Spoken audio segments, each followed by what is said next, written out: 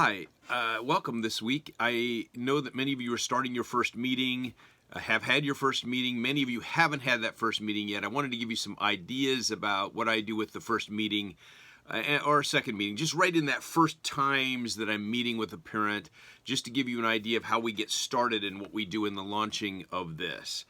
You'll see other ways where I talk about the first meeting, but I'm going to give you my latest thoughts of what I do now. I just picked up in the last 2 days 2 more clients who went to our website and they signed up, and that means 3 clients in the last 2 weeks I've started. The first one that I started a couple weeks ago is an anxiety issue, and I really am glad I've got to work with that. It's one of the toughest situations, and I love working with the hard cases. And so I don't know what these other 2 are about, but I'll have my first meetings. I sent them to do all the preliminary work already. Go do the child behavior index, I said, and fill out the where do you want to go form and send it to me. I don't have to do release forms with them because I'm not sharing their release information with anyone else. So what I'll do, if anything I share with you will be done anonymously. You won't know who they are and so on. And I'm not using names, so I didn't have them fill out a release form. And you probably won't have release forms filled out either unless you're going to come back and talk to me and have me work with them for a little bit or something along that line. Now, here's what I do in the first meeting. After I listen, do a lot of listening and asking questions. In an hour meeting, it's usually the first half hour I listen. And I'm asking detail questions, and the questions I ask are, tell me about that story, and I'm giving you some guidelines in the program about that, and I'll continue to do that. But then after I'm done listening, I almost always, and like 99% of the time, or 95% of the time, I go to the instruction routine. Because in the instruction routine, so much is learned. It starts to build a relationship pattern with the parent, between the parent and the child, about how they're going to interact together. And so they need that. And it's not about tasks, it's about the building of a relational pattern. The instruction routine teaches so many things to children. It teaches them how to give up their agenda, teaches them how to have obligation. It's building the conscience. It's so many things God has built into obeying. That's why He teaches children to do that in the home. And we spend a lot of time on that the first week. Now, let me just say this. In the first 3 weeks, I continue to talk about the instruction routine over the first 3 weeks because it's so important. And in week 1, we're working on compliance. Compliance is this idea of just following me around, making sure we're starting to get the ball rolling here. It's like I'm pulling on a rope to get this child to do the instruction routine, all the parts of it. We're trying to get a boulder moving. So week 1 can be a challenge sometimes with children. And so we're just trying to get compliance, get things started with a 14-year-old, trying to get things moving. In the second week then, once they've got some sense of process moving, I revision about the power of the instruction routine and why they need to be working on it, because it is so powerful to help them deal with what's coming, with the anxiety that's coming, or the anger that's coming, or the attention deficit disorder issues, or the sleep problems at night. All the things we are seeing now show up in our particular training and the problems that are being represented here. So week 2, it's in the Getting Things Done department, we're working on cooperation. Compliance to cooperation. The key part is initiative. The child is doing 3 things on their own. One is to come when called without being reminded. Secondly, give an answer back without prompting. And thirdly, report back on their own. When a child does all 3 of those things, they have had a successful instruction routine. Children need to understand what that looks like. So that's cooperation. And the reason you want cooperation is so in week 3, then you introduce this contribution idea. Contribution is the idea that you take that initiative now, because now you've got this relationship that's kind of moving between parent and child, and you want the child to see what needs to be done and do it without being asked. The material for that is in the bonus section. Now, you're going to find this in the coaching program in Biblical Parenting University. It's designed in 8 weeks. Go to, after 8 weeks is the bonus evaluation section. There are 4 videos there that you can have your parent watch anytime after week 3.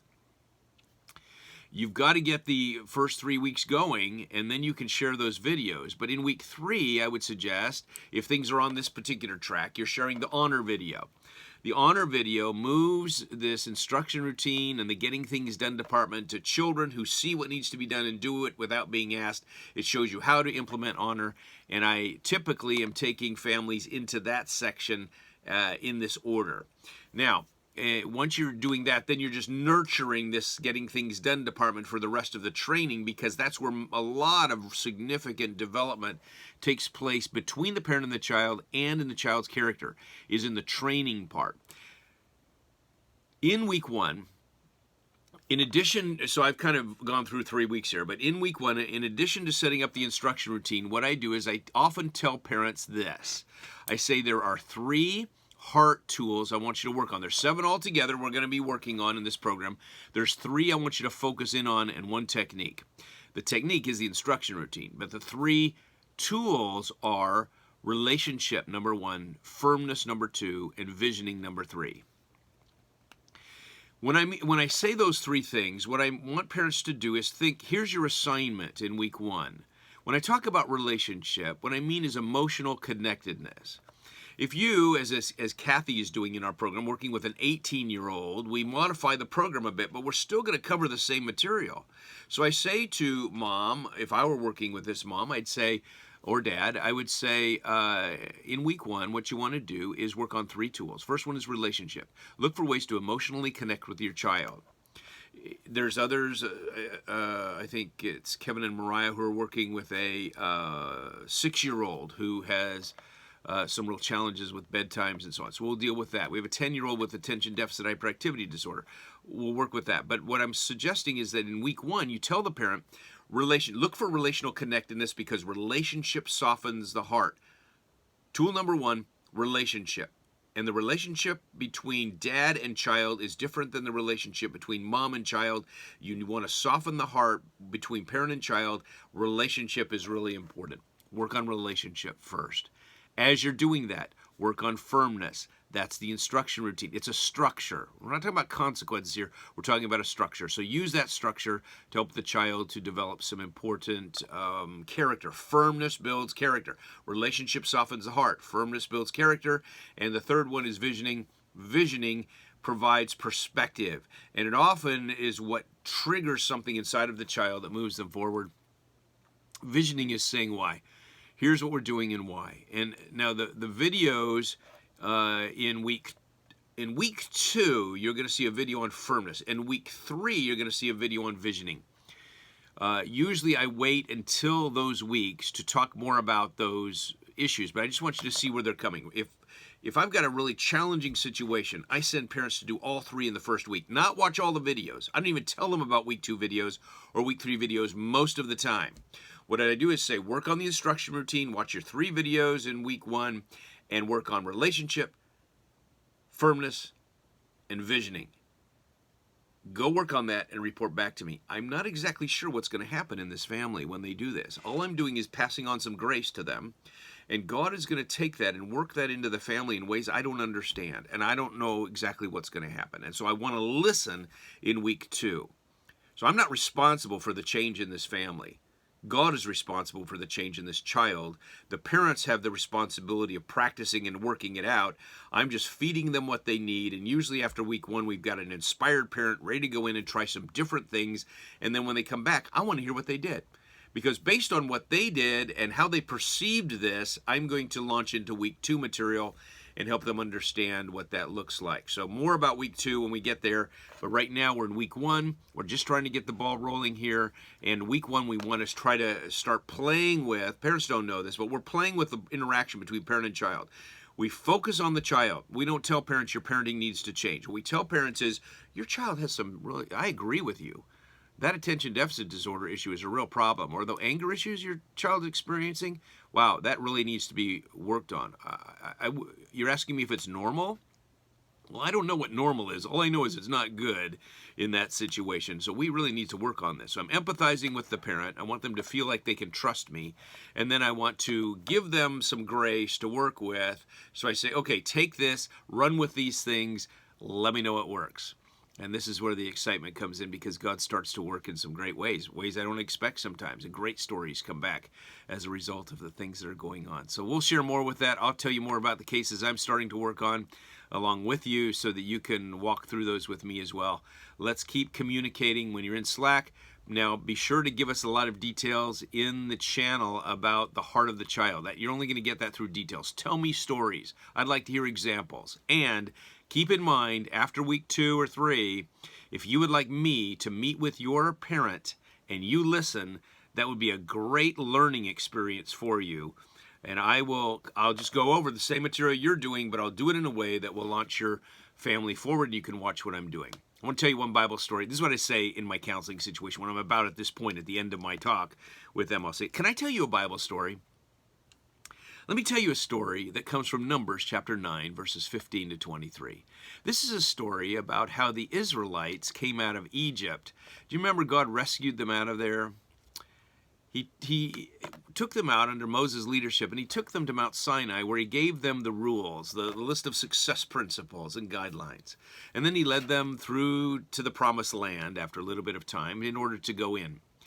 And the unfortunate thing is that they couldn't go in because they couldn't obey. They couldn't obey God and do what was asked.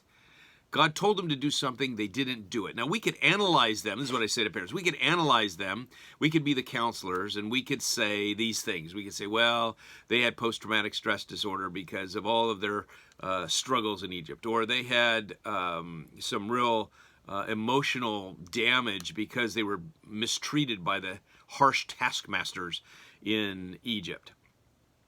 We could say they hadn't been in a home for a while, so that no wonder they're having so many problems.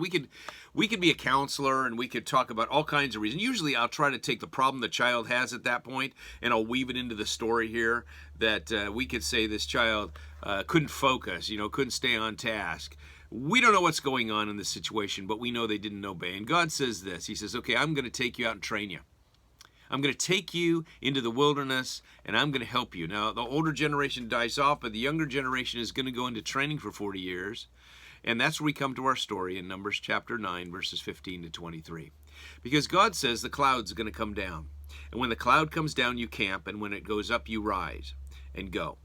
And you never know when it's going to go. Sometimes the cloud's going to rise in the morning. Sometimes it's going to rise in the evening. Sometimes it will rise after 1 day. Sometimes it will rise after 3 days. Sometimes it will rise after a week. Sometimes it will rise after a month. And sometimes it will rise after a year. The point is, you never know. You always have to watch the cloud.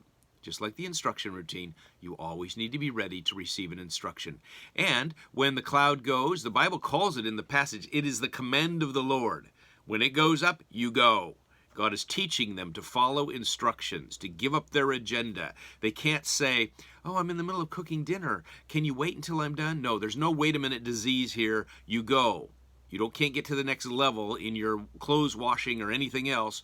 When God says go, you go right away. We don't have a discussion about it. You move. That's what's taking place. Now, they go into this whole mode for a while, and then finally they get to the promised land under Joshua's leadership. Can they go in? Yes. Why could they go in?